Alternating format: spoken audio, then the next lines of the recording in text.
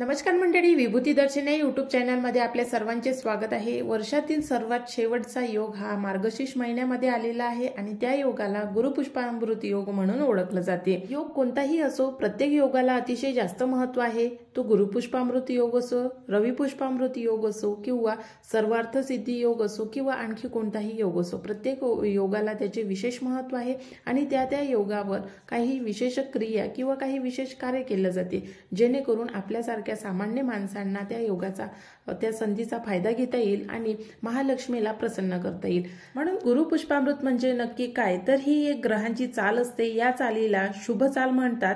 ही चाल अमृततुल्य असते, म्हणून या योगाला गुरुवारी येते, तर त्यामुळे गुरुपुष्पामृत योग म्हणतात। या दिवशी असं म्हणतात की महालक्ष्मीचा जन्म होतो, म्हणून या दिवशी सर्वार्थ सिद्धी योग, अमृत सिद्धी योग हे शुभ योग जोडून येतात, म्हणून या योगाला अतिशय जास्त महत्त्व आहे आणि आपल्या हिंदू धर्मामध्ये या योगाला खूप जास्त महत्त्व आहे। तर आजच्या व्हिडिओमध्ये आपण गुरुपुष्पामृत योगाविषयी माहिती जाणून घेणार आहे। शुभ तिथी काय आहे, शुभ योग काय आहे, शुभ मुहूर्त काय आहे आणि या योगावर नक्की काय करावं याविषयीची संपूर्ण माहिती आजच्या व्हिडिओमध्ये जाणून घेऊया आणि गुरुपुष्पामृत योगाचे महत्त्व तसेच उपाय सुद्धा जाणून घेऊया। त्यामुळे व्हिडिओ शेवटपर्यंत बघा आणि जर तुम्ही चॅनलवर नवीन आहात तर चॅनलला सबस्क्राइब करून बेल आयकॉनला प्रेस करा। व्हिडिओ जास्तीत जास्त लाईक करून शेअर करा। तर गुरुपुष्पामृत योगा 28 डिसेंबरला गुरुवारी आलेला आहे आणि याचा शुभ मुहूर्त हा 28 तारखेला उर्वरित रात्री म्हणजे मध्यरात्री 1:03 सुरू होईल आणि दुसऱ्या दिवशी सकाळी 7:12 राहणार आहे। त्यामुळे या दिवशी आपल्या जीवनात यशाची प्राप्ती करण्यासाठी या योगाचा अवश्य फायदा घ्यावा आणि महालक्ष्मीला प्रसन्न करण्यासाठी काही उपाय करावे। आणि तसेच मार्गशीर्ष महिन्यामध्ये येत असल्यामुळे हा गुरुवार अतिशय शुभ गुरुवार आहे, तर तुम्ही या गुरुवारी कोणतेही शुभ कार्य करू शकता। शुभ कार्यासोबतच या गुरुवारी महालक्ष्मीला प्रसन्न करण्यासाठी आणखी काही उपाय करू शकता, जे उपाय मी तुम्हाला व्हिडिओमध्ये सांगत राहते। पण जर तुम्ही या गुरुवारी कराल, कारण या गुरुवारी गुरुपुष्पामृत योग आहे, तर त्याचा तुम्हाला लवकरात लवकर फायदा मिळेल। आणि जर तुम्ही या गुरुवारी महालक्ष्मीच्या मंत्राचा जाप करून तसेच कनकधारा स्तोत्राचा जाप करून कनकधारा स्तोत्र जर येत नसेल तर मग तुम्ही ते यूट्यूबवरून ऐकून सुद्धा करू शकता। तर या गुरुवारी अवश्य कनकधारा स्तोत्र, महालक्ष्मी स्तोत्र तसेच महालक्ष्मी मंत्र एखादा मंत्र घ्यावा आणि तो अवश्य जाप करावा। मागच्या बऱ्याच व्हिडिओमध्ये मी तुम्हाला मार्गशीर्ष महिन्यामध्ये महालक्ष्मीला प्रसन्न करण्यासाठी कोणते मंत्र जपावे तर त्याचे मी व्हिडिओमध्ये तुम्हाला दिलेली आहे, त्याबद्दल माहिती जर तुम्हाला पाहिजे असेल तर तुम्ही मला कमेंट्स करून नक्की सांगा। कमेंट्स बॉक्समध्ये तो मी मंत्र नक्की टाकेल किंवा डिस्क्रिप्शनमध्ये सुद्धा मी हा मंत्र टाकेल। फक्त तुम्ही मला कमेंट्स करून नक्की सांगा की तुम्हाला मंत्र हवा आहे की तुमच्याकडे हा मंत्र आहे, तुम्ही मागच्या व्हिडिओमधून हा मंत्र जाप करत आहात, तर कमेंट्स करून नक्की सांगा। गुरुपुष्पामृत योग हा आपल्यासारख्या सामान्य लोकांसाठी अतिशय सुवर्ण संधीचा योग असतो, अमृततुल्य योग असतो। तसेच या दिवशी महालक्ष्मीला प्रसन्न करण्यासाठी बरेच उपाय केले जातात, म्हणून तुमच्यासाठी खास उपाय घेऊन आलेली आहे, तर हा उपाय नक्की करा। सगळ्यात पहिला उपाय या दिवशी आपल्याला गायीचा उपाय करायचा आहे, कारण आपल्या पौराणिक धर्मामध्ये गुरुपुष्पामृत योगाचा आणि मार्गशीर्ष महिन्यामध्ये जो योग येतो त्या योगाचे वर्णन केलेले आहे। असं म्हणतात हा योग अतिशय शुभ आहे।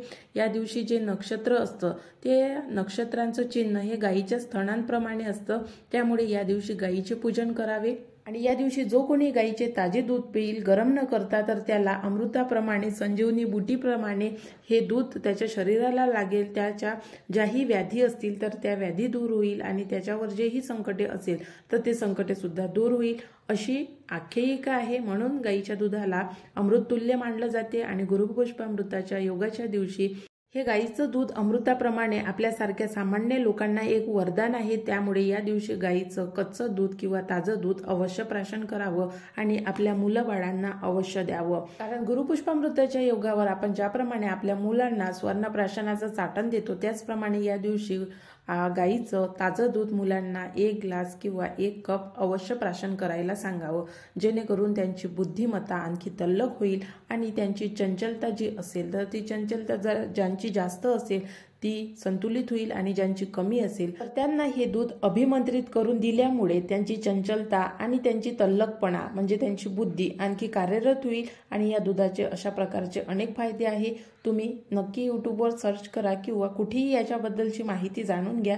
तुम्हाला नक्की तुम्ही दूध कसंही पिलं तरी तुम्हाला त्याचा चांगलाच फायदा होईल। तर अशा प्रकारे सर्वात पहिला उपाय हा गाईच्या दुधाचा आहे, म्हणून अवश्य आपण स्वतःही प्या आणि आपल्या घरातील इतर लोकांना सुद्धा हे दूध नक्की पाजा। तसेच मुलबाळांना तर अवश्य पाजा। मुलबाळांना हे संजीवनी प्रमाण आहे, कारण त्यांचा विकास होत राहतो, तर त्यामुळे या दिवशी गाईचं दूध त्यांच्यासाठी फायद्याचं ठरेल। आकाशात जर आपण बघितलं तर प्रत्येक दिवशी ताऱ्यांची जागा बदललेली असेल, काही ताऱ्यांची एकाच ठिकाणी असेल, पण तुम्ही गुरुपुष्पामृत योगाच्या दिवशी अवश्य बघा तर तुम्हाला ताऱ्यांची जे नक्षत्र असेल तर ते नक्षत्र हे बाणाप्रमाणे दिसेल, बाणाच्या टोकाप्रमाणे दिसेल आणि या टोकाला पुष्पक्रांती म्हटले आहे। तर ऋग्वेदामध्ये पुष्याला तिष्य किंवा मांगलिक तारा म्हटलेला आहे, म्हणून या नक्षत्राचा स्वामी हा शनिग्रह आहे, म्हणून या दिवशी शनीचे सुद्धा काही उपाय केले जातात। तर आजच्या व्हिडिओमध्ये आपण फक्त धनप्राप्तीसाठी कोणता उपाय करायचा आहे तर त्याच्याबद्दलच माहिती जाणून घेणार आहे, म्हणून धनप्राप्तीसाठी अवश्य उपाय करा। उपाय असा करायचा आहे की गुरुवारचं आपलं व्रत असते आणि गुरुवारी गुरुपुष्पामृत योग आल्यामुळे आपल्याला श्रीयंत्रावर कुंकुमार्जन करायचं आहे। कुंकुमार्जन कोणता मंत्र म्हणून करायचा आहे तर एक मंत्र आहे। सर्वात आधी आपल्याला आपल्या घरी, मी मागच्या व्हिडिओमध्ये सांगितलं होतं की मार्गशीर्ष महिन्यामध्ये अशा कोणत्या वस्तू आहे ज्या घरी नक्की आणाव्या, आणि तुम्ही जर मार्गशीर्ष महिन्यामध्ये आपल्या घरी किंवा तुमच्या घरी ऑलरेडी असेल श्रीयंत्र तर त्या श्रीयंत्रावर आपल्याला गुरुपुष्पामृत योगाच्या दिवशी कुंकुमार्जन करायचं आहे। जर तुम्ही प्रत्येक गुरुवारी करत असाल तर अतिशय चांगली गोष्ट आहे, आणि जर करत नसाल तर अवश्य गुरुपुष्पामृत योगाच्या दिवशी नक्की करा। तर कुंकुमार्जन कसं करायचं आहे, सर्वात आधी आपल्याला पंचामृताने श्रीयंत्राचा अभिषेक करून घ्यावा, आणि आपण मार्गशीर्ष गुरुवारी पूजा मांडतोच तर त्याच गुरुवारी हा उपाय करायचा आहे आणि अतिशय शुभ योग आहे आणि शुभ मुहूर्त आहे, आणि संध्याकाळच्या वेळेस हा मुहूर्त लागणार आहे। तर उर्वरित रात्री जरी लागला तर त्या मुहूर्ताची सुरुवात सायंकाळपासूनच होत असते। कोणत्याही नवीन वर्ष जरी लागलं तर त्या नवीन वर्षाची सुरुवात 2 महिन्या आधीपासूनच होते आणि त्याच्यानंतर 1 जानेवारीपासून नवीन वर्षाची सुरुवात होते। असं तुम्ही कुठेही बघा तर ग्रहांची जी चाल असते ती एका दमाने एकाच दिवशी नाही होत, तर ती ग्रहांची चाल हळूहळू होऊन मूळ दिवशी, मूळ वेळेवर आणि मूळ मुहूर्तावर, तिथीवर त्या जागेवर स्थित होते। तर अशी नक्षत्रांची चाल असते। तर त्यामुळे जरी हे नक्षत्र किंवा जरी हा पुष्पामृत योग रात्री उर्वरित रात्री असेल तरी त्याची सुरुवात ही संध्याकाळपासूनच होणार आहे, आणि हे पूजन तुम्ही संध्याकाळच्या वेळी अवश्य करा आणि कुंकुमार्जन सुद्धा संध्याकाळच्या वेळी अवश्य करा। कुंकुमार्जन करण्यासाठी तुम्हाला मी मंत्र दिलेला आहे, तो मंत्र तुम्हाला डिस्क्रिप्शनमध्ये तुम्ही मला कमेंट्स करून सांगा, डिस्क्रिप्शनमध्ये टाकते किंवा कमेंट्स बॉक्समध्ये सुद्धा टाकते, आणि मी व्हिडिओमध्ये सुद्धा तुम्हाला दिलेला आहे।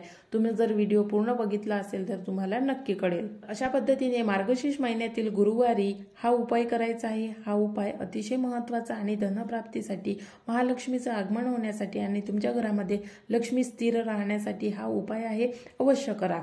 आता उपाय आपण कोणतेही करत असू तर आपल्या बऱ्याच जणांचा विश्वास नसते की जर कोणता उपाय सांगितला तर तो उपाय केल्यामुळे आपल्याला खरंच त्याचा फायदा होईल का।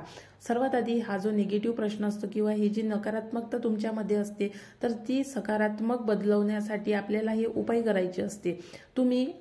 आपल्याला तो उपाय केल्यामुळे खरंच धनप्राप्ती होत आहे, आपल्या घरामध्ये लक्ष्मीचा निवास होत आहे। आपण 1 रुपयाचे 2 रुपया करत आहे, किंवा आपल्या घरामध्ये जर कोणत्याच प्रकारची पैशाची आवक नसेल, बरकत होत नसेल तर आपल्या घरामध्ये 1 रुपयापासून सुरुवात करा। 1 रुपया जमा झालेला आहे, त्यामध्ये दुसऱ्या दिवशी परत 1 रुपया टाका, तिसऱ्या दिवशी परत 1 रुपया टाका, असे 1 रुपयापासून सुरुवात करा। मग तुम्ही त्यामध्ये 10 रुपये, 100 रुपये, 50 रुपये, 5 रुपये अशा कोणत्याही प्रमाणात कितीही संख्येमध्ये तुम्ही त्यामध्ये टाकत राहा। तुम्हाला एक दिवस असा नक्की तुम्हाला जाणवेल की आपल्या घरामध्ये खरंच जो आपण उपाय करत आहोत तर त्या उपायामुळे आपल्या घरामध्ये लक्ष्मीचं खरंच आगमन होत आहे। करून बघा, तुम्हाला निश्चितच चांगला फायदा मिळेल। आणि या दिवशी पूजा विधी कशी करायची आहे तर ज्याप्रमाणे आपण मार्गशीर्ष गुरुवारची पूजा मांडलेली आहे तर पूजा तीच राहणार आहे। पद्धत सुद्धा तुम्हाला माहित आहे, मागच्या व्हिडिओमध्ये सांगितलेली आहे, तर त्याच पद्धतीनुसार पूजा मांडावी। मात्र कुंकुमार्जन करते वेळी श्रीयंत्र हे एका धातूच्या प्लेटवर ठेवावं। धातूची प्लेट म्हणजे तांब्याची, पितळेची किंवा मग सोन्या चांदीची असली तर अतिशय उत्तम, पण सोन्या चांदीकडे न वळता आपल्याकडे धातूची तांब्याची आणि पितळेची प्लेट असू शकते, तर या प्लेटमध्ये कुंकुमार्जन करावं. कुंकुमार्जन करतेवेळी कितीदा करावं आणि कसं करावं, तर आपली अनामिका आणि आपला अंगठा या 2 बोटांमध्ये कुंकू घेऊन ते कुंकू आपल्याला श्रीयंत्रावर टाकायचं असते किंवा अर्पण करायचं असते आणि हे तुम्ही 1,00,000 वेळा करू शकता. जर तुमच्या ज्याने बसणं होत असेल तर नक्की 1 तास हे कुंकुमार्जन करावं आणि जर तुम्ही मंत्रजाप करत असाल तर अतिशय उत्तम. तुमचं जे श्रीयंत्र आहे ते श्रीयंत्र जागृत होते. आणि तसेच जर तुम्हाला मंत्रजाप करता येत नाही किंवा मंत्र बोलताना तुम्हाला कोणता त्रास होत असेल तर मग 1 तासाचा आपल्या मोबाईलमध्ये मंत्रजाप सुरू ठेवावा, जो यूट्यूबवर 1 तास किंवा 2 तास असे मंत्रजाप चालणारे सुद्धा व्हिडिओ आहे. तर तो व्हिडिओ सुरू ठेवून हा मंत्रजाप करत आपल्याला कुंकुमार्जन करायचं आहे.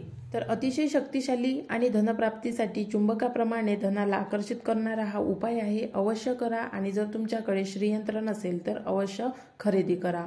तर आशा करते तुम्हाला आजचा व्हिडिओ आवडला असेल. जर तुम्हाला आणखी काही प्रश्न असेल तर ते तुम्ही कमेंट्स करून नक्की विचारा. मंत्र कोणता आहे तर मंत्रसुद्धा मी व्हिडिओमध्ये दिलेला आहे. जर तुम्ही पूर्ण व्हिडिओ बघितला नसेल तर नक्की बघा आणि व्हिडिओला जर अजूनपर्यंत लाईक केलं नसेल तर व्हिडिओला लाईक करा, जास्तीत जास्त लोकांपर्यंत शेअर करा.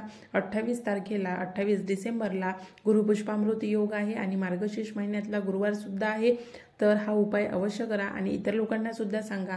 आपल्याजवळील जी माहिती असते, आपल्याजवळचं जे ज्ञान असते त्याला वाटत राहा. ज्ञान वाटल्यामुळे आणखी वाढते. तर शेअर करून लाईक करा आणि नवीन व्हिडिओसोबत नवीन माहितीसोबत लवकरच भेटू. म्हणून आजचा व्हिडिओ बघितल्याबद्दल मनापासून सर्वांचे धन्यवाद.